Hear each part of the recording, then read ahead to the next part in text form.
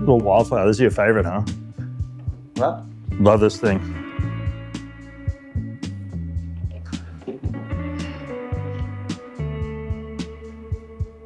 This is our Wildflower model. These were originally designed as part of a film project where all the boards had to be based in 1973. So this was a template I took off a board of a label called West Coast Surfboards. The original board was a 6.3. We've sized this one down to 6.1. Pretty classic sort of single fin, flat rocker, chunky flat beat, really flat deck line, kind of rail to rail. Rails actually pulled down a little more. I put a soft little bit of double to V here just to give it a little bit more performance than you'd get out of a standard single fin. Really easy, fun board. Gonna have a lot of foam in it for a board its size, so it's going to paddle really well. Yeah, if you're just after a really classic single fin feel, but with a little bit more like zhuzh, I guess. I love them on a nice clean open face or on small little days. These will just like, you can kind of run down the beach with these and you're always going to have a good time.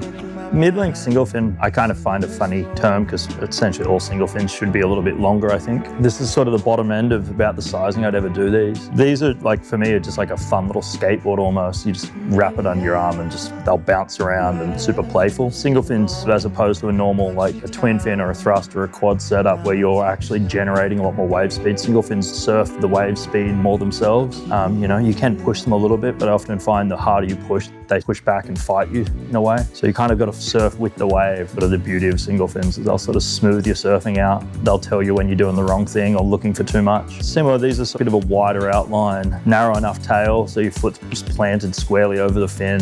Allows you to kind of keep it nice and maneuverable. Still surf tight in the pocket. Yeah, that's sort of it.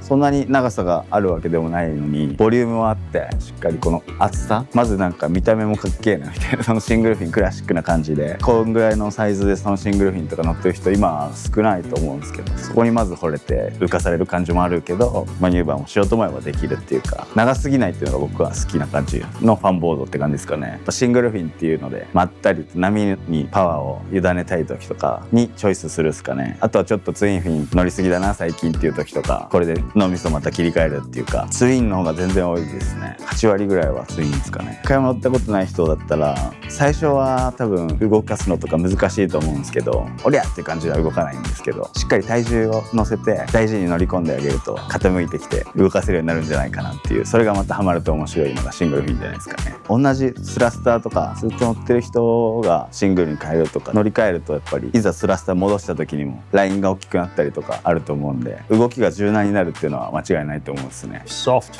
very flat through here. Basically between your feet starts to spike up and then breaks into this little bit of concave here. Stringer still sits higher than the rail, so we call that spiral V. It just allows it to like transition really easily. That deepens out here and then basically accentuates out the tail, creates more rail line rock, so it allows the tail to release a little easier and turn more. So we're getting a little more curve off that center. So a little spike here that then sort of dishes out and flows out the back that way.